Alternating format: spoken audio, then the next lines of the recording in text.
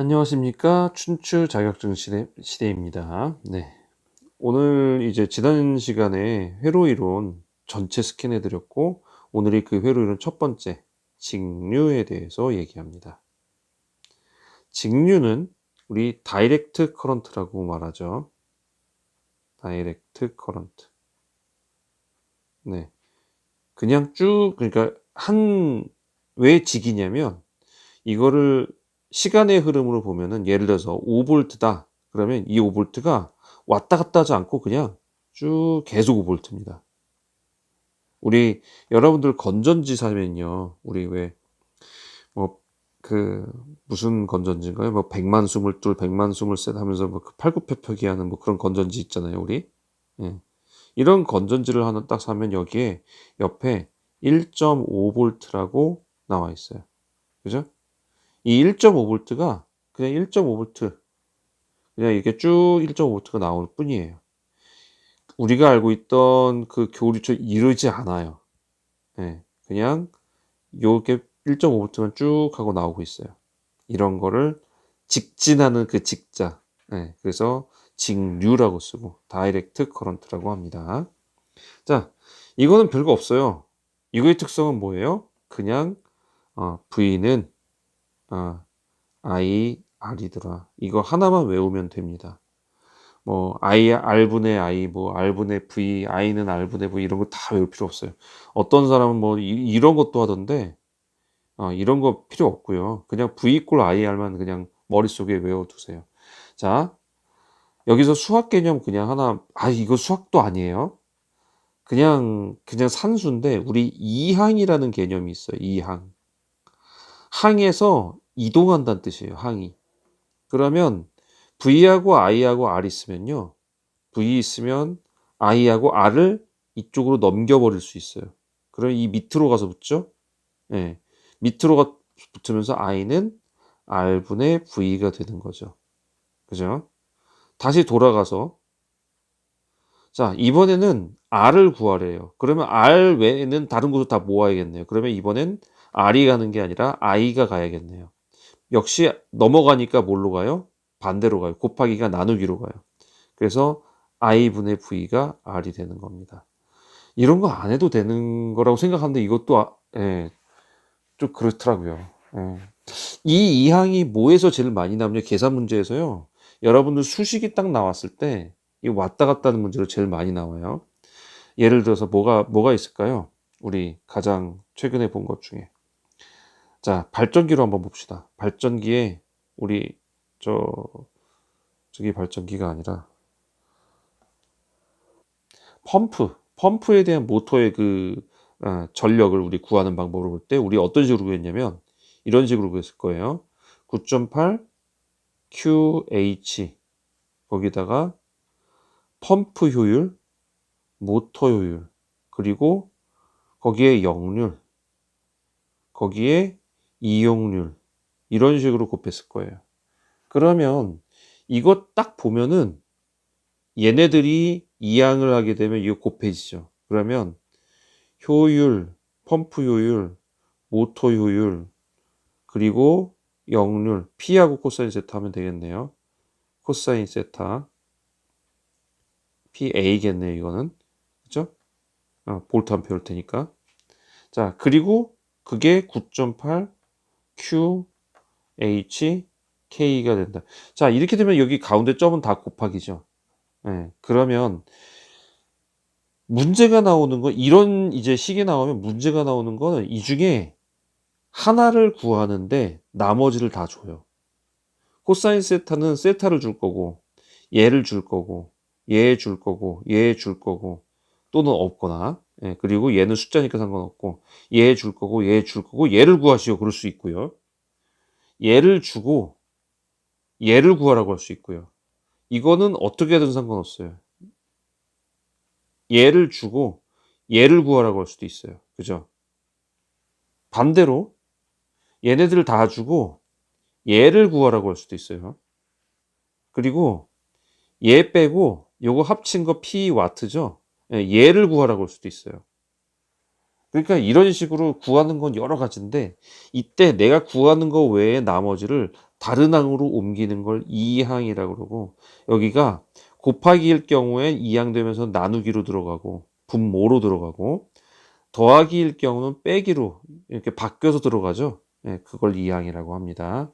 예, 그래서 이런 식으로 구하면 사실 v 이퀄 ir 이것만 머릿속에 외워놔도 r은 i분의 v, v는 ir이니까 i는 r분의 v 이렇게가 다 연관돼서 나오게 돼요. 이거 하나하나 다 외우지 마시고 하나만 외우고 나머지는 머릿속에 돌려버리시면 돼요. 저는 외우는 거를 되게 못해요. 그래서 최소한으로 외웁니다. 그래서 이런 거를 다 외우지 않고 하나씩 다 이렇게 그렇게 하니까요. 자, 이거는 예를 들어 드린 거니까 지우겠습니다. 자, 이 항은 다 아실 거라고 생각해요. 그래서 외우는 거는 저는 하여튼 그 최소한에 외우는 걸로 암기는 최소한으로 그렇게 가니까 자 직류에 대해서 이렇게 그래서 V 이퀄 IR이 나오기 시작하고 그 다음에 키리오프 법칙이 나오기 시작합니다. 커런트 로가 나오기 시작하는데 커런트 로는 어떤 이런 그 회로가 구성이 되어 있으면 여길로 들어오는 모든 전류의 합은 나가는 전류의 합과 같다 이 얘기예요. 이 점으로 한 점으로 들어오는 전류의 합은 여긴 나가잖아요. 여긴 점을 향해서 들어가는 거고 이건 점을 등지고 나가는 거잖아요. A하고 B하고 C하고 생각해서 여기서 흐르는 전류를 IA라고 하면 IA는 들어가죠. IB도 들어가죠. 두 개를 더하면 네, 나가는 IC하고 같다라는 거예요. 이게 키리오프 커런트 로입니다. 그래서 요거는 뭐 할 때 쓰냐? 회로 해석할 때 그냥 쓰는 거예요. 그러니까 이제 여기가 이렇게 나가는구나. 여기 전류 얼마겠구나. 이렇게 나가니까 어떻게 나가네. 여기 저항 두 개 달려 있네. 여기는 그러면 얼마의 전류가 흐를까? 이렇게 계속 계산하는 방법으로 쓰여 갑니다. 자, 사실 키리오프 법칙이 또는 V 이퀄 IR이 시험 문제에 나오는 경우는 없습니다. 그런 건 바라면 안 돼요. 다만 자, 직렬 연결인 저항하고 직렬 저항하고 병렬 저항하고 요거는 이 자체로는 안 나오지만 계산할 때 다른 거에 포함돼서 나오겠죠. 직렬 저항은 이렇게 붙은 거예요. 그래서 이런 식으로 붙어 있는 겁니다. 이 볼트가 이쪽으로 지나가면서 I라는 전류가 흐르고 여기에 저항 1과 저항 2가 있는데 이 두 개가 직렬로 연결되어 있습니다. 이럴 경우에 전체 저항은 얼마냐는 거죠. 이런 것도 문제로 안 나옵니다. 이거는 기본으로 알고 계셔야 되는 기본이에요. 사칙 현상 같은 겁니다. 수학에서. 자, 이렇게 들어가는 거는 R1하고 R2야. 이렇게 보시면 되죠. 예, 여기가 왜냐면 이 I가 R1에서도 한번 흐르고 R2에서도 한번 흐르니까요. 자, 요거를 지금부터 여러분은요. 지금부터 전기는 물과 같다라고 보시면 됩니다. 물과 같이 해석을 하시면 돼요. 그러면 상당히 쉽게 풀려요. 자, 전압은요. 우리 그 운동 역학에서 보면은 에너지가 나오잖아요. 거기서 운동 에너지와 위치 에너지라는 걸 아마 들어보셨을 거예요. 예. 운동 에너지는 어떤 물체가 운동을 하고 있을 때 얘가 갖고 있는 에너지고요. 위치 에너지는 얘가 어느 위치에서 높이 올라갔을 때 여기서 얘가 이제 떨어지면 어느 방향으로 운동하겠구나 라는 아직은 시작하지 않았지만 언젠가 운동할 수 있는 잠재적인 에너지. 그래서 이거를 위치 에너지라고 부릅니다. 잠재적 에너지라고도 부르고요. 그래서 영어로 바꿔보면 잠재적이란 게 포텐셜이거든요. 포텐셜. 그래서 포텐셜 에너지를 우리 잠재적인 위치 에너지라고 생각을 해요. 그래서 물이 평지에 이렇게 있을 때 흐르지 않죠. 근데 높은 곳으로 올라가면 얘는 이렇게 흘러요. 높은 곳에서 낮은 곳으로 분명히 흐릅니다. 물은 그런 특성을 갖고 있죠. 그래서 위로 올라가면 얘는 떨어질 거다라는 그 위치 에너지를 갖게 된다고 판단을 해요. 이거를 전기로 와서 해석해 보면 이 높이, 예를 들어 10m라고 하면 이 10m라는 높이가 바로 전압에 해당합니다. 자, 그래서 우리가 왜 여러분들 전력에서 커런트 트랜스포머라고 부르죠. 우리 변류기, 그죠? 커런스 트랜스포머라고 하는데 볼티지 트랜스포머라고 안 하고 포텐셜 트랜스포머라고 그래요. 그래서 PT하고 CT라고 얘기하죠. 거기서 나온 게 이 바로 포텐셜의 개념입니다. 볼티지라고 안 해요. 다시 말해 이 전력은 이 포텐셜 에너지와 같은 개념의 높은 위치를 갖고 있다는 얘기예요. 그러면 I는 뭘까요? 물의 흐름입니다. 물의 흐름. 그러니까 높은 데서 물의 흐름이 있네? 그러면 저항은 뭘까요? 네, 저항은 내리막이에요. 내리막인데 내리막에서 이렇게 좁은 통로, 경목이라고 할까? 뭐 이런 거. 네. 그래서 여기 때 막혀서 들 내려가는 거. 네, 그런 거를 저항이라고 합니다. 자, 그러니까 여기서 예를 들어서 이 볼트가 높이 올려줘요. 펌프를 해가지고 압력으로 높이 올려줘요. 그러면 이 위쪽에 있는 게 이쪽에서 쫙 한번 롤러코스터가 아니라 우리 프롬라이드라고 하나요? 에버랜드에 가면 거기서 물 이렇게 보트 탈 때 쫙 내려오죠. 그 내려오고 여기서 한번 쫙 내려오고 여기서 또 한번 쫙 내려오고 이렇게 해서 바닥이 돼야지 여기서 다시 돌아오게 돼요. 그게 폐회로입니다. 폐회로. 그래서 이 폐회로에서 이 알이 두 번을 내려가지고 볼트를 다 마지막까지 다 떨어뜨려 주는 게 그게 전압이고요. 그리고 그것 때문에 물이 흘러가는 게 바로 전류가 됩니다. 그러니까 이게 저항이 되게 세가지고 이 경사가 완만하다 또는 똑같다 아니면 여기다 이래버리면 그러면 이제 전류가 안 흐르거나 막 그러겠죠. 그래서 전류와 이 세 가지의 성분이 상관관계가 있는 겁니다. 자, 요렇게 해서 물과 같이 해석된다는 거. 자, 그러다 보니 아까 직렬로 연결된 거는 더했죠? 병렬로 연결된 거는 이게 이렇게 됩니다. 반대로 우리 대각선으로 서로 이렇게 교차되잖아요. 자, 예를 들어 볼게요. 이게 지금 이제 그 프롬라이드예요. 프롬라이드 뭔지 알죠? 슬라이드 워터 슬라이드가 여기에 보트가 워터 슬라이드로 할까? 예, 워터 슬라이드로 할게요. 프롬라이드 잘 모르실 수 있으니까.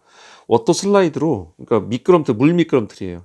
그래서 여기서 타는데 자, 이렇게 가는데 여기에 길 갈래가 나와요. 근데 여기는 이렇게 그리면 안 되겠다. 자, 높이에서 이렇게 떨어지는데 자, 입체적으로 그려요. 이렇게 하나는 이렇게 가고 하나는 이렇게 가요. 네. 높이가 달라요. 이렇게 갔을 때 땅에서 여기는 이만큼이고 여기는 이만큼이에요. 그럼 물은 일로 자르를까요? 일로 자르를까요? 여기서 시작된 물은 이쪽으로 자르겠죠. 그죠? 그래서 두 개가 병렬로 연결되어 있잖아요. 이렇게 병렬로 연결되어 있으면 R1과 R2가 병렬로 연결되어 있으면 저항이 약한 곳으로 더 많이 흘러요. 그죠? 그러니까 두 개의 합에 대한 반비례 과정으로 생긴단 말이에요. 반비례로 곱하다 보니까 어떤 개념이 생기냐면 자, 이거를 우리 아까 토탈 직렬에서는 1 더하기 2였죠. 그런데 병렬에서는 이렇게 됩니다. RT분의 1은 R1분의 1 더하기 R2분의 1 역수로 들어가는 것만 달라요. 그러니까 여러분들이 이거를 막 이런 식으로 외우는 사람도 있잖아요. 뭐 R1 더하기 R2분의 R1 곱하기 R2 뭐 이런 식으로 외우는 사람도 있는데 이거 외우지 말고 그냥 더해지는 거예요. 더해지는데 그냥 더해진 게 직렬, 역수로 더해져서 역수로 더해지는 게 토탈 되는 게 병렬입니다. 이거 계산하면 되잖아요. RT분의 1은 R1, R2분의 R1 플러스 R2죠. 여기다가 이거 안 해도 되죠. 예. 그리고 나서 이거가 R 토탈로 가야 되면 역수가 되니까 R1 더하기 R2분의 R1 곱하기 R2가 되는 게 일반 병렬식입니다. 이게 이렇게 끝나는 게 아니라 나중에 인덕턴스와 리액턴스 쪽에서 임피던스 쪽에서 나오죠. 교류에서. 자, 솔직히 여기서 나오기는 이제 실기 나오기 힘들고 나오면 이제 휘트스톤 브릿지라는 게 나오죠.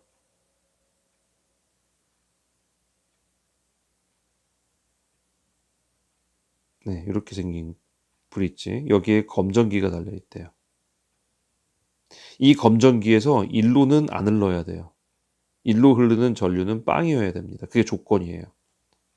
그랬을 때 R1, R2, R3, R4라고 했을 때 R1 요렇게 곱해서 R1 곱하기 R4는 R2 곱하기 R3 여기서 이런 공식이 나오는 거죠.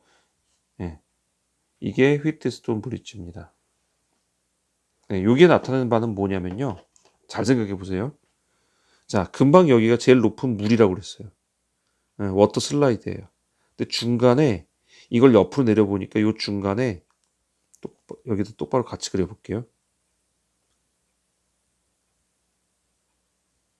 네, 여기서 이렇게 나오는데 이렇게 해서 한번 걸리고 또 이렇게 해서 한번 걸려요.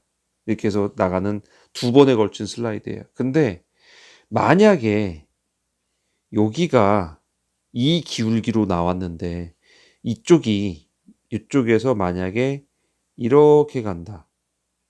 그러면 물이 어느 쪽으로 더 많이 흘러요? 네, 이쪽으로 더 많이 흐르죠. 그러면 이 중간하고 여기하고 전이차가 생기면서 이쪽에서 여기로 흘러 내려오는 게 생기게 되죠. 그러면 이 검전기의 가운데는 전류가 흘러버리게 되죠. 그죠? 요거를 안 된대요. 요거를 아니라고 했대요. 0이라고 했대요. 그 조건은 여기서부터 여기까지 떨어지는 이 기울기가 동일하다는 얘기예요. 똑같이 떨어진다는 얘기예요. 그죠? 그래야 여기서 사이로 안 흐르죠. 그리고 나머지 그대로 내려가죠. 그래서 그 조건이 붙은 걸로 봐가지고 R1, R2, R3, R4 했을 때 이렇게 곱하고 이렇게 곱한 게 같다라고 보는 그 수식이 바로 휘트스톤 브릿지입니다. 자, 이거는 그 문제 나올 수 있죠. 어디서 나오죠? 예. 지락 원인이 된 지점 있죠. 지락 원인 지점. 원인 지점. 원인 지점을 찾을 때 그때 쓰이죠. 예, 어떻게 쓰이냐면 이렇게 쓰입니다. 그러니까 이쪽에서 가변 저항이 달려 있고 이렇게 해가지고 여러 가지 이제 여기에 이쪽에서 이렇게 들어가는 거, 이쪽에서 이렇게 들어가는 거, 여기에 들어간 휘트스톤 브릿지로 반대로 이렇게 연결을 해놨는데 여기하고 여기에 안 흐른다는 가정하에 전혀 흐르지 않는다는 가정하에 지금 여기가 x고 여기가 만약에 예를 들어서 10km다. 10km 마이너스 x고 이렇게 하면 이 위치를 찾을 수 있지 않겠냐. 왜냐하면 가변점 올리면서 얘가 0이 딱 되는 순간 얘하고 얘 곱하고 얘하고 얘 곱하면 x가 나오잖아요. 그러면 x로 갖고 몇 킬로미터 지점에서 지락이 발생했겠구나 이렇게 판단하는 것. 이게 바로 휘트스톤 브릿지에서 할 수 있는 해석이에요. 그래서 휘트스톤 브릿지가 바로 그냥 나올 수는 없지만 네, 요거에서는 나올 수 있죠. 네, 그죠? 네, 여기까지 해서 여기까지가 직류에 대한 얘기의 마지막이 됩니다. 자, 그리고 나면 막 여러 가지 문제를 풀게 되거든요. 자, 문제 푸는 거 한번 제가 어떻게 문제를 저기를 해야 될지 한번 고민해 볼 테니까요. 다음번에 문제를 그냥 하나 가져올지 아니면 제가 직접 그려가면서 말로 설명할지 한번 고민해 보고 여러분들께 다음 문제 푸는 거 한번 해보겠습니다. 자, 지금 오늘 거 정리 다시 해보면 뭐였어요? 직류였어요. 직류가 지나가는 거였고 직류가 키리호프 법칙이 나오기 시작했고 커런트 로와 볼티지 로가 그리고 직렬과 병렬 저항이 나오기 시작했고요. 그래서 직렬은 어떻게? 요렇게. 병렬은 어떻게? 이렇게. 예, 요렇게 구한다는 거 알고 계시면 되고요. 그리고 나서 키리호프 법칙이 키리호프랜다. 저기 휘트스톤 브릿지가 나오고 거기에 가운데로 전류가 흐르지 않게 만드는 검전기가 안 흐른다는 가정 하에서 그런 조건 하에서 여기하고 여기랑 곱하고 이 꼴 여기하고 여기랑 곱하면 이 꼴이 꼭 들어가요. 예, 곱하면 같은 값이 된다라는 거. 예, 이게 네, 나중에 지락 원인 찾는 지점에 그쪽 문제로 나올 수 있다라는 거. 네, 네, 여기까지가 네, 직류에 대한 내용이었습니다. 자, 여러분들 개념이 참 중요해요. 처음부터 개념 잘못 잡히면 이거 계산하기 다 어려워지거든요. 제가 어쨌든 저는 이제 암기하는 걸 제일 싫어하는 사람이기 때문에 최소한의 암기량을 갖고 응용해서 그걸 풀어내는 방법을 쭉 계속 설명드릴 거니까 그런 거 좋아하시는 분들은 함께 하시면 되고요. 나는 그거 이론적으로 머리로 생각하는 게 더 힘들어. 차라리 외울래. 그러신 분이면 그냥 외우실 대로 하시면 됩니다. 자, 지금까지 도움되셨으면 구독과 좋아요 부탁드립니다. 네, 함께 하신 여러분들 감사합니다. 다음 시간에 뵙겠습니다.